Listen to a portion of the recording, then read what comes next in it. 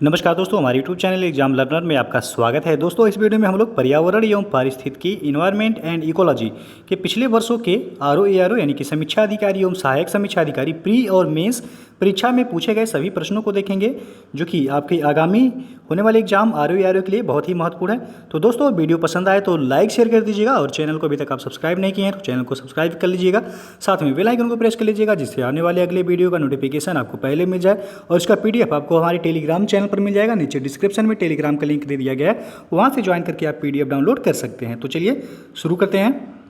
सबसे पहला आपका प्रश्न है, निम्न में से किस एक का संबंध पर्यावरणीय सुरक्षा से नहीं है? तो ये आपका यूपी यूडीए एलडीए एग्जाम 2013 में पूछा गया प्रश्न है। तो इसका सही आंसर हो जाएगा ऑप्शन बी, गरीबी को कम करना। धारणीय विकास एवं कागज के थैलों का प्रयोग जो है पर्यावरणीय सुरक्षा के सकारात्मक पहलू से संबंधित है और वातानुकूलन का पर्यावरणीय सुरक्षा के नकारात्मक पहलू से संबंध है। जबकि गरीबी कम करने से पर्यावरण पर नकारात्मक एवं सकारात्मक दोनों प्रभाव पड़ते हैं। और दूसरे दृष्टिकोण से देखा जाए तो गरीबी का पर्यावरण से अप्रत्यक्ष संबंध है, जबकि धारणीय विकास, कागज के थैले का प्रयोग एवं वातानुकूलन का पर्यावरण से प्रत्यक्ष संबंध है। अतः यदि पहले दृष्टिकोण के तहत गरीबी कम करने से पर्यावरण पर पड़ने वाले सकारात्मक प्रभाव को महत्व दिया जाए तो विकल्प सी भी जो है सही उत्तर हो सकता है। लेकिन यहाँ जो है आपका बी ऑप्शन सही होगा, गरीबी कम करना जो है यह पर्यावरणीय सुरक्षा से संबंधित नहीं है। अगला क्वेश्चन है अब आपका, अपनी पुस्तक इंट्रोड्यूसिंग कल्चरल ज्योग्राफी में जे.ई. स्पेंसर एवं डब्ल्यू.एल.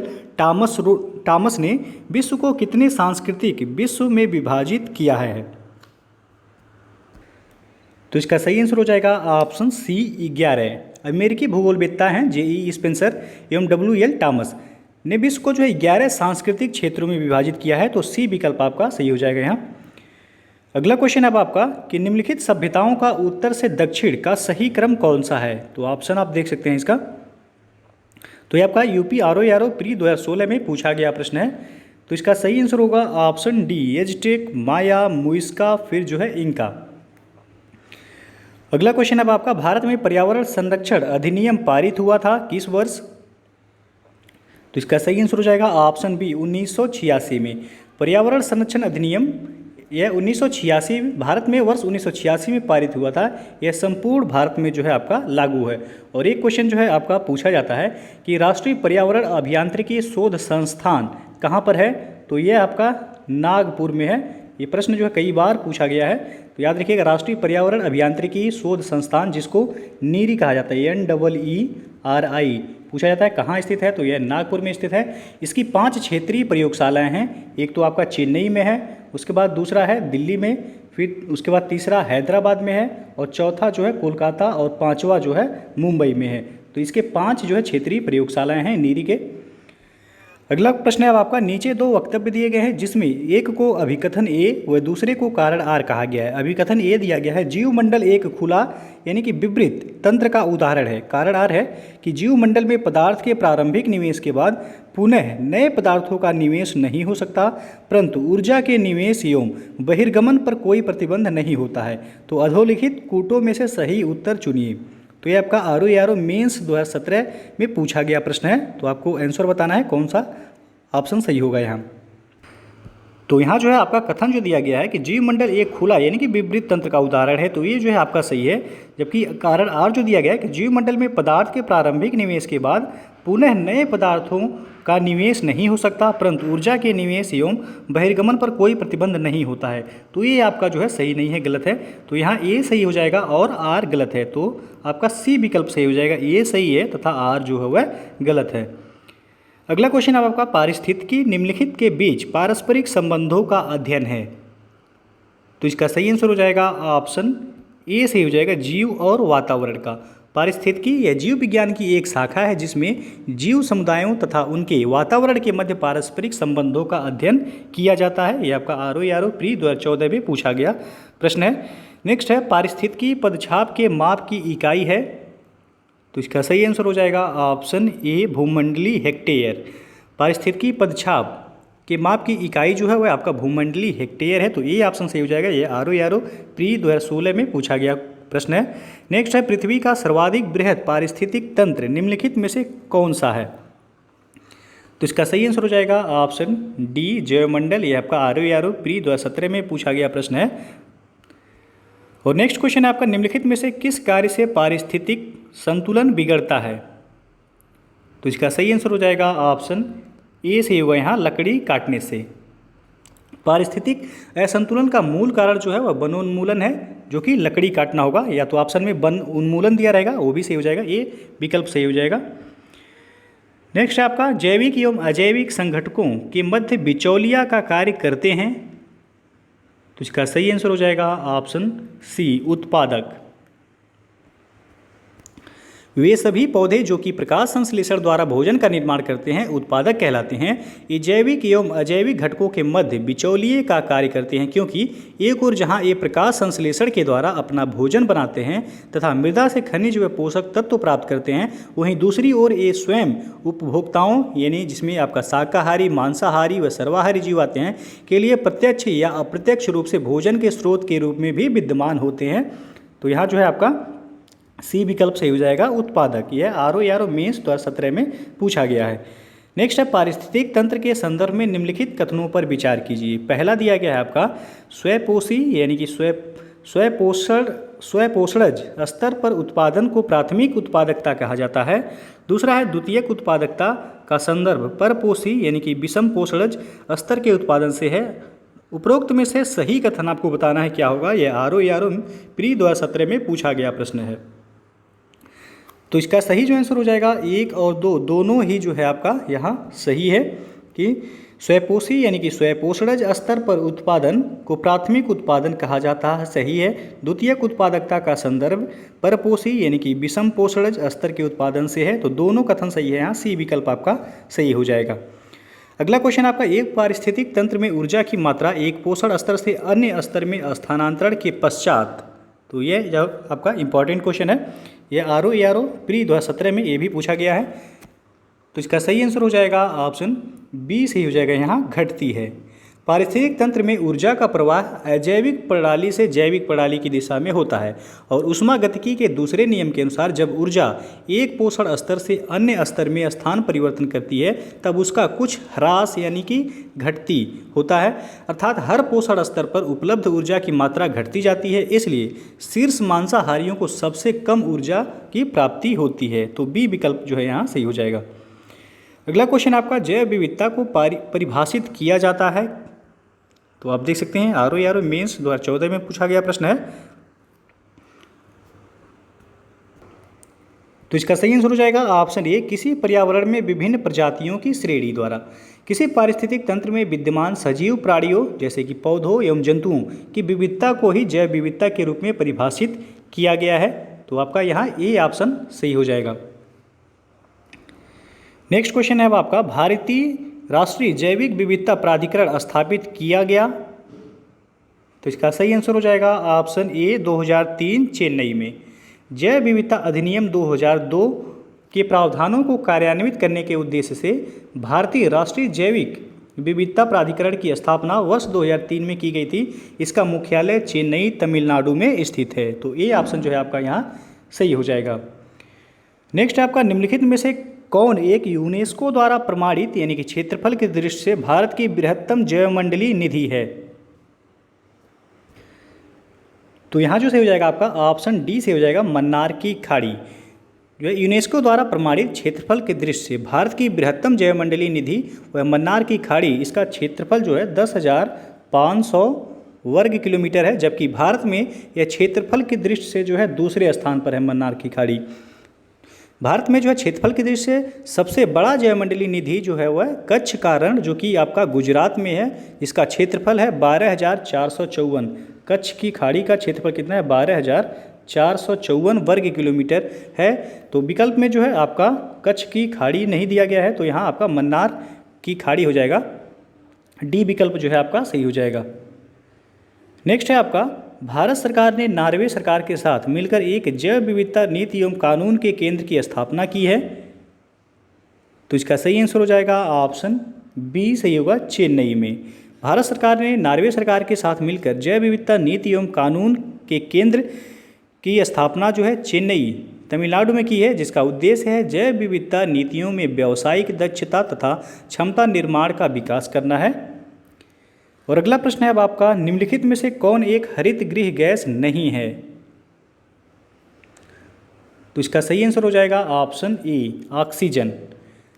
ऑक्सीजन जो है ये आपका ग्रीन हाउस गैस नहीं है। बाकी कार्बन डाइऑक्साइड, क्लोरोफ्लोरोकार्बन और मीथेन ये सभी जो है आपके ग्रीन हाउस गैस हैं। तो ए ऑप्शन सही हो जाएगा। ये आपका आर मेंस 2017 में पूछा गया प्रश्न है।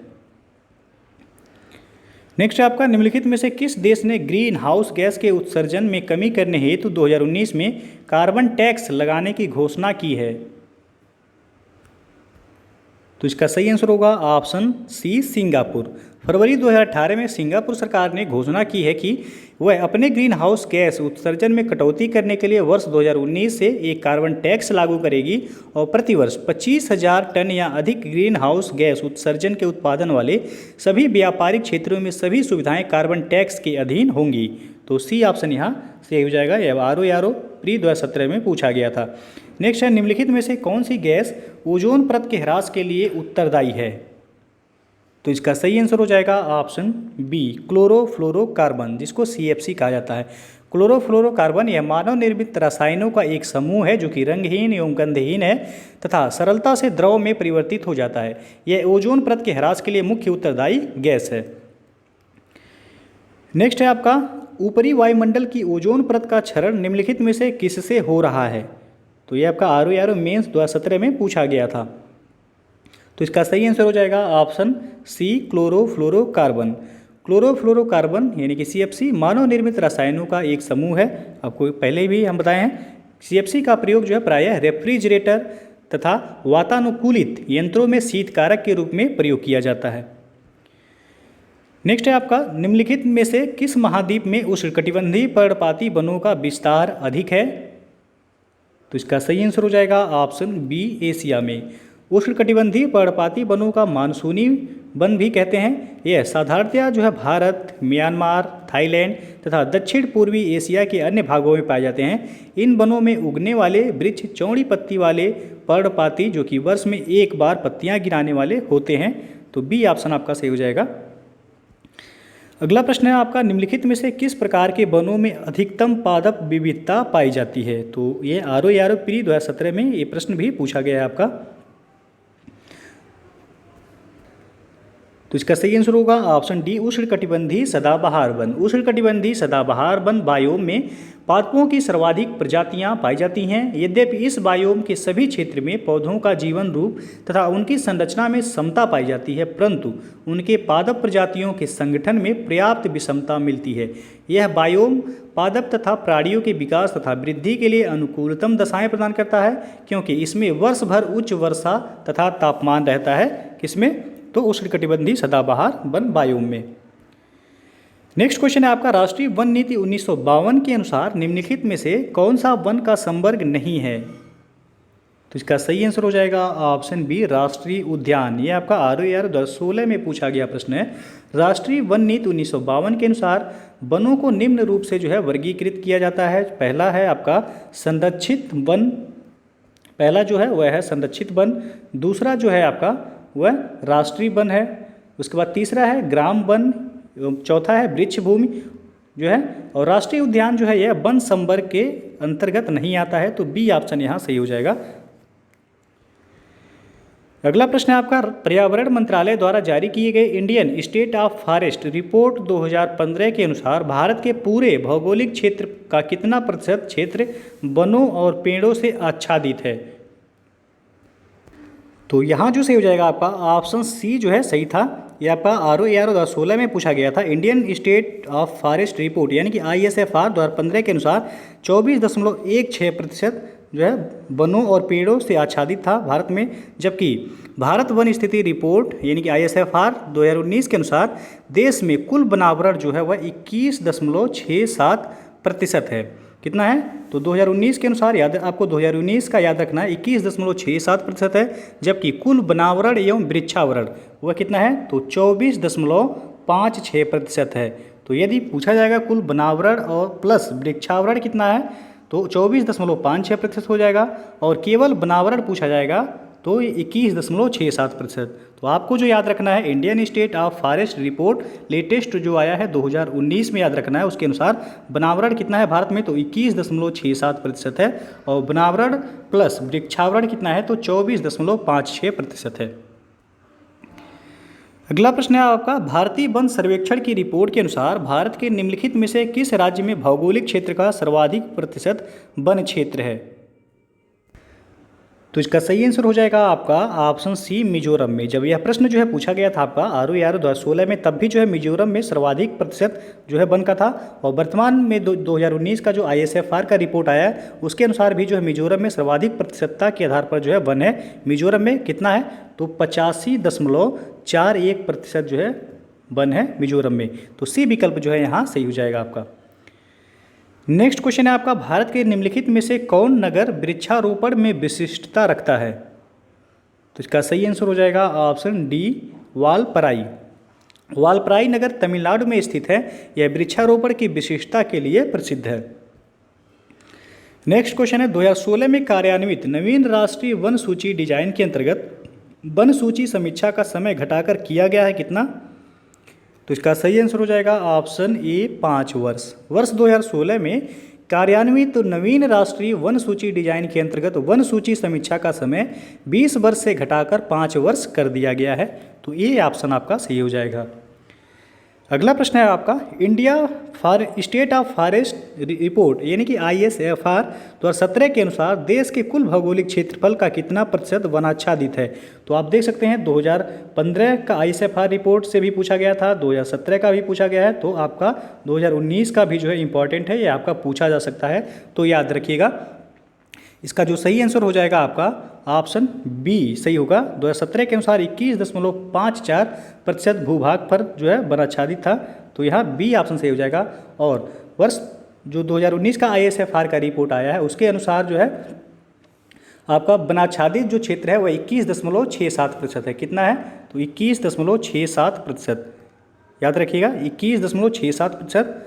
और वनावरण प्लस वृक्षावरण यदि पूछा जाएगा तो 24.56%।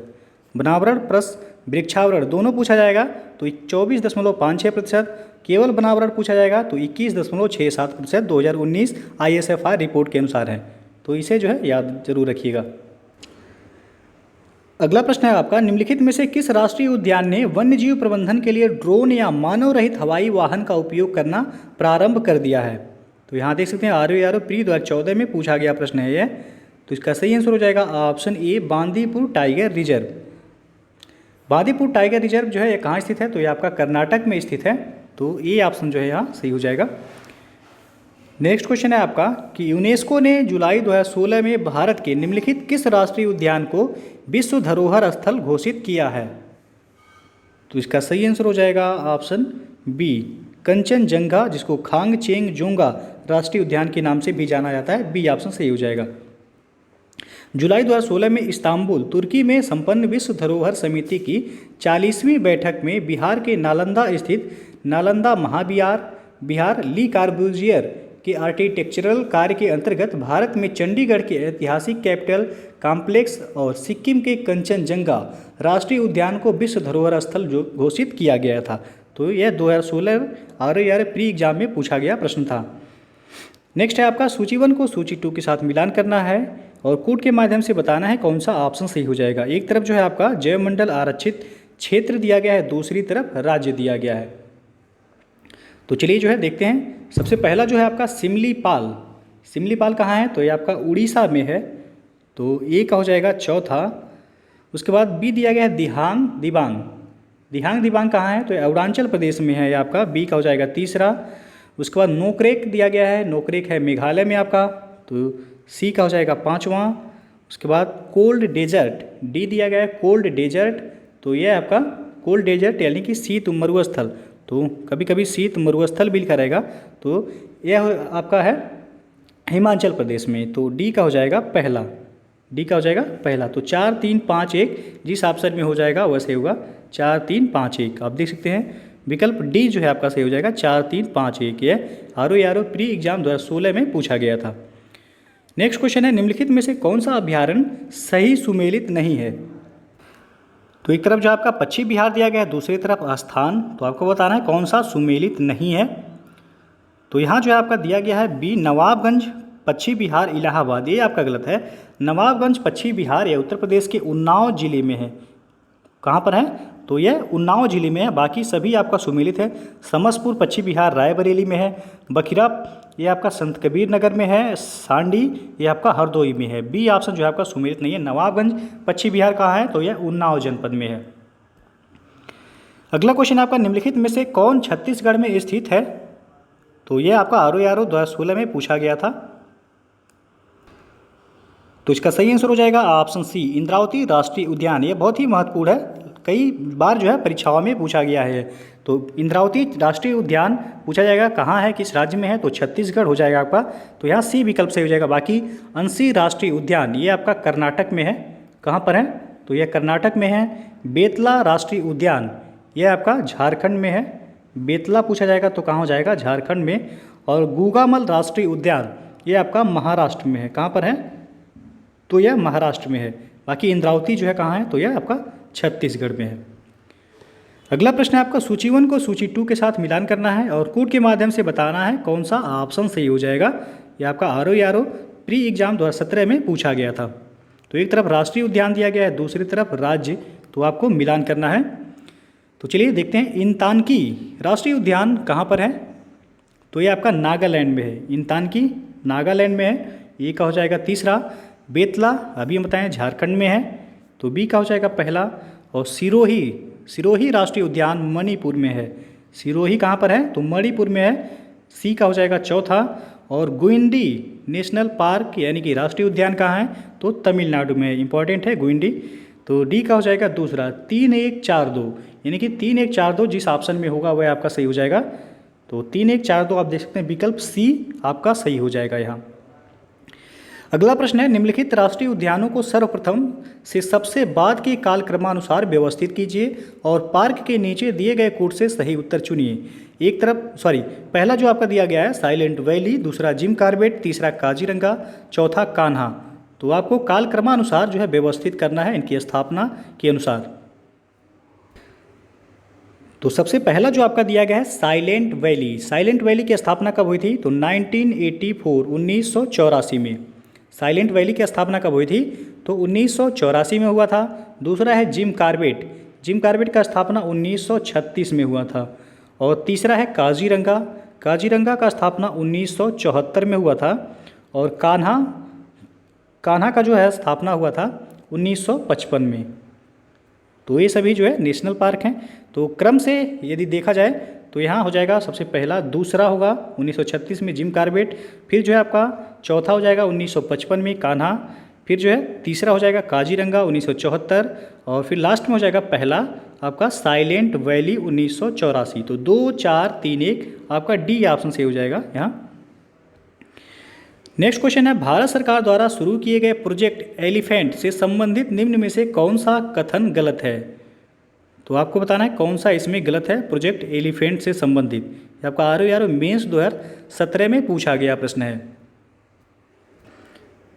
तो पहला जो दिया गया है कि यह 1991-92 में शुरू किया गया था। तो प्रोजेक्ट एलिफेंट जो है 1992 में शुरू किया गया था, 91-92 में सही है। दूसरा है यह मानव और हाथी के बीच टकराव की समस्या पर काम करता है। तो ये भी जो है आपका सही है। सी दिया गया है यह केवल जंगली हाथियों के कल्याण पर केंद्रित है।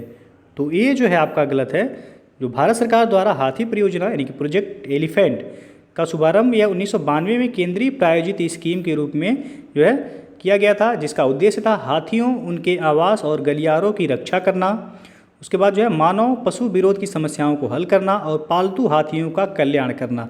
तो यहाँ जो है ये गलत हो जाएगा। यहाँ दिया गया यह केवल जंगली हाथियों के कल्याण पर केंद्रित है, गलत है। तो आपसे पूछा गया कौन सा सही नहीं है, तो सी ऑप्शन जो है सही नहीं है। बाकी चौथा है इसे केंद्र द्वारा प्रायोजित योजना के रूप में आरंभ किया गया था। तो ये भी जो है आपका सही है। तो सी विकल्प यहाँ सही नहीं है। अगला प्रश्न है, 100% सौर ऊर्जा पर चलने वाला भारत का पहला केंद्र शासित प्रदेश कौन सा है? तो यह आपका ROE 2017 प्री एग्जाम में पूछा गया है। तो इसका सही आंसर हो जाएगा ऑप्शन बी, दीव। मार्च 2018 के प्रारंभ में दीव पूर्ण सौर ऊर्जा क्षमता हासिल करने वाला भारत का पहला केंद्र शासित प्रदेश बन गया था। अगला प्रश्न है आपका, water prevention and control of pollution cess act लागू किया गया था कब?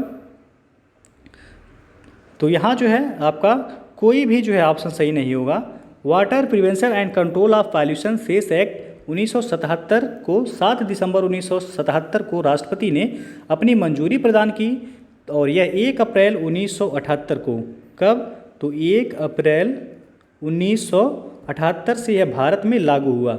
चूँकि आपका 1978 ऑप्शन में नहीं है तो यह कोई भी ऑप्शन जो है सही नहीं होगा, जबकि यह 1977 में यहाँ देखा जाए तो सी ऑप्शन जो है सही हो सकता है कि यह 1977 को 7 दिसंबर 1977 को राष्ट्रपति द्वारा जो है मंजूरी दी गई थी। नेक्स्ट क्वेश्चन है आपका, निम्नलिखित में से कौन वायु प्रदूषक सर्वाधिक हानिकारक है? तो ये आपका ROE मेंस 2014 में पूछा गया प्रश्न है। तो इसका सही आंसर हो जाएगा option D, carbon monoxide. Carbon monoxide को शॉर्ट फॉर्म में CO कहा जाता है। एक मुख्य वायु प्रदूषक है यह गैस रक्त में उपस्थित हीमोग्लोबिन से जुड़कर कार्बोक्सी हीमोग्लोबिन बनाती है, जिसके कारण रक्त की ऑक्सीजन को वहन करने की क्षमता कम हो जाती है।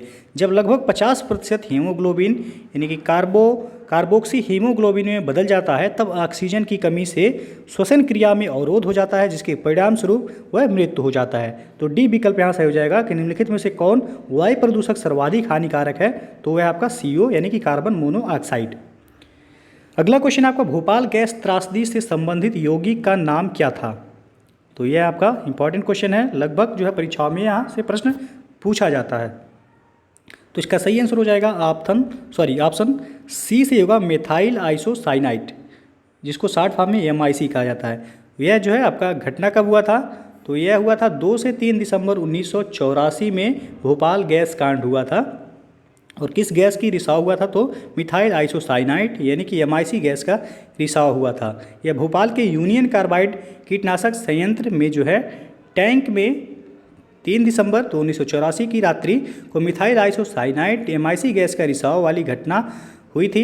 इसमें अनेक लोग जो है मारे गए थे तथा अनेक लोग जो है गैस जनित रोगों से वह प्रभावित हुए थे। तो डेट पूछा जाएगा तो 2 से 3 दिसंबर 1984 को यह घटना हुआ था। और इसी तरह जो है एक और पूछा जाता है प्रश्न, 1986 में हुआ था चेरनोबिल घटना, जो कि यूक्रेन में हुआ था। चेरनोबिल घटना यह यूक्रेन में हुआ था 1986 में। कहाँ पर हुआ था चेरनोबिल? तो यह आपका यूक्रेन में हुआ था। तो ये भी जो है याद रखिएगा 1986 में पूछा जाता है। एक और क्वेश्चन जो है आपका, जैसे कि प्रोजेक्ट एलिफेंट दिया गया था आपका 1992, उसी तरह आपका प्रोजेक्ट टाइगर पूछा जाता है 1973 में। तो ये भी आप याद रखिएगा, प्रोजेक्ट टाइगर पूछा जाएगा तो यह 1973 होगा और प्रोजेक्ट एलिफेंट 1992। अगला प्रश्न है आपका, नाभिकीय ऊर्जा का उपयोग प्रायः कारक है किसका? तो इसका सही आंसर हो जाएगा ऑप्शन सी, ऊष्मीय प्रदूषण का। नाभिकीय ऊर्जा का उपयोग प्रायः ऊष्मीय प्रदूषण यानी कि थर्मल पॉल्यूशन का कारक है। विभिन्न उत्पादक संयंत्रों में विभिन्न रिएक्टरों के अति तापन के निवारण के लिए नदी एवं तालाबों के जल का उपयोग किया जाता है और शीतलन की प्रक्रिया के फलस्वरूप गर्म हुआ जल पुनः जल स्रोतों में गिराया जाता है। इस तरह के गर्म जल से जल स्रोतों के जल के ताप में हानिकारक वृद्धि हो जाती है। इसे ही ऊष्मीय प्रदूषण कहा जाता है यानी कि थर्मल पॉल्यूशन कहा जाता है। सी ऑप्शन सही हो जाएगा। ये आपका ROE मेंस 2017 में पूछा गया है। नेक्स्ट है आपका, निम्नलिखित में से कौन सा जैव निम्नीकरणीय है? तो इसका सही आंसर हो जाएगा ऑप्शन डी, रबर। वे पदार्थ जो जैविक प्रक्रम द्वारा अपघटित हो जाते हैं जैव निम्नीकरणीय कहलाते हैं। तो यहाँ आपका डी ऑप्शन जो है सही हो जाएगा, रबर जो है यह जैव निम्नीकरणीय है। नेक्स्ट है आपका, निम्नलिखित कथनों पर विचार कीजिए। कथन ए दिया गया है कि भारत में वन क्षेत्र का ह्रास भारत के जनांकिकी संक्रमण से प्रत्यक्षतः संबंधित रहा है। कारण आ रहा है कि वन क्षेत्र एवं जनसंख्या वृद्धि में प्रायः नकारात्मक संबंध होता है। तो नीचे दिए गए कोड से सही उत्तर चुनिए। तो आपको बताना है कौन सा ऑप्शन सही हो जाएगा। ये आपका ROE प्री 2016 में पूछा गया प्रश्न है। तो यहाँ जो सही हो जाएगा आपका ऑप्शन ए से होगा। ए तथा आर दोनों सही है तथा आर जो है वह ए की व्याख्या करता है, यानी कि भारत में वन क्षेत्र का ह्रास भारत के जनांकिकी संक्रमण से प्रत्यक्षतः संबंधित रहा है, सही है। और वन क्षेत्र एवं जनसंख्या वृद्धि में प्रायः नकारात्मक संबंध होता है। तो दोनों ही कथन जो है सही है। तो ए आपका सही हो जाएगा ऑप्शन। अगला प्रश्न है आपका, किस एजेंडा 21 किस क्षेत्र से संबंधित है? तो इसका सही आंसर हो जाएगा ऑप्शन ए, एजेंडा 21 यह सतत विकास से संबंधित है। ये ऑप्शन आपका सही हो जाएगा यहाँ।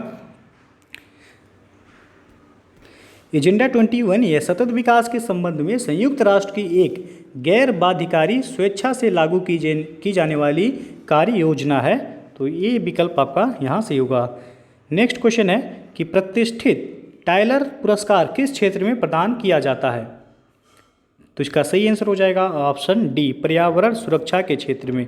यह आपका RURO प्री 2014 में पूछा गया। टाइलर पुरस्कार या पर्यावरण सुरक्षा एवं पारिस्थितिकी क्षेत्र में उल्लेखनीय योगदान हेतु प्रदान किया जाता है। यह अप्रैल 2015 में यह पुरस्कार भारतीय पर्यावरणविद माधव गाडगिल और आर्गेन स्टेट विश्वविद्यालय की जेन लुबचेंको को लॉस एंजिल्स कैलिफोर्निया अमेरिका में प्रदान किया गया था। वर्ष 2020 का यह पुरस्कार पवन सुखदेव, वर्ष 2020 में किसे दिया गया है? तो पवन सुखदेव जो कि भारत के हैं एवं ग्रेट चेन सी डेली जो कि महिला हैं ने जीता है। तो दो लोगों को जो है दिया गया है 2020 का टाइलर पुरस्कार, किसको? पवन सुखदेव और ग्रेट चेन सी डेली जो कि महिला हैं उनको। अगला प्रश्न आपका, निम्नलिखित नगरों में से किसमें Indian institute of ecology and environment स्थित है? तो इसका सही आंसर हो जाएगा ऑप्शन ए, नई दिल्ली में। Indian institute of ecology and environment नई दिल्ली में स्थित है। इसकी स्थापना वर्ष 1980 में की गई थी। कब किया गया था इसकी स्थापना? तो 1980 में। अगला प्रश्न है आपका, निम्नलिखित में से किस हरिकेन ने सन 2012 में USA के उत्तर पूर्व एवं पूर्वी तटीय प्रांतों को दुष्प्रभावित किया था? तो यहाँ जो सही हो जाएगा आपका ऑप्शन डी सही जाएगा, सैंडी। अमेरिका में जो है आए चक्रवाती तूफानों को हरिकेन के नाम से जाना जाता है। वर्ष 2012 में अमेरिका के उत्तर पूर्व एवं पूर्वी तटीय प्रांतों को दुष्प्रभावित किया था किसने? तो हरिकेन सैंडी।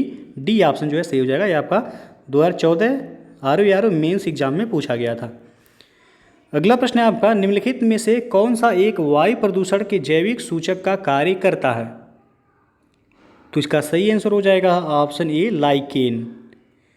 लाइकेन यानी कि जिसको काई कहा जाता है, सहजीवी साहचर्य है, अर्थात ये शैवाल एवं कवक के मध्य परस्पर उपयोगी साहचर्य हैं। ये वायु प्रदूषण के अच्छे संकेतक माने जाते हैं क्योंकि ये वायु प्रदूषण वाले क्षेत्रों में वृद्धि नहीं कर पाते हैं या उग नहीं पाते हैं। तो प्रश्न भी पूछा जाता है कि वायु प्रदूषण का जो है अच्छा संकेत किसे माना जाता है? तो लाइकेन को माना जाता है। ये ऑप्शन यहाँ सही हो जाएगा।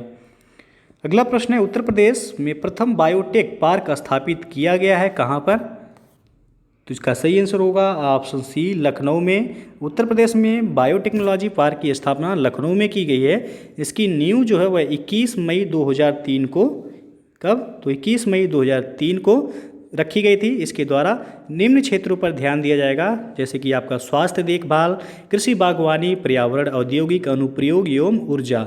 तो यहाँ सी ऑप्शन सही हो जाएगा कि उत्तर प्रदेश का प्रथम बायोटेक पार्क कहाँ स्थापित किया गया है? तो यह लखनऊ में किया गया है। और अगला प्रश्न है आपका, भारत एवं एशिया का प्रथम डॉल्फिन शोध केंद्र NDRC की स्थापना गंगा नदी के तट पर किस शहर में की जा रही है? तो इसका सही आंसर हो जाएगा ऑप्शन बी, पटना में। भारत एवं एशिया के प्रथम डॉल्फिन शोध केंद्र NDRC की स्थापना पटना में गंगा नदी के तट पर की जा रही है। तो बी ऑप्शन आपका यहाँ सही हो जाएगा। आपका RURO मेंस 2017 में पूछा गया प्रश्न था।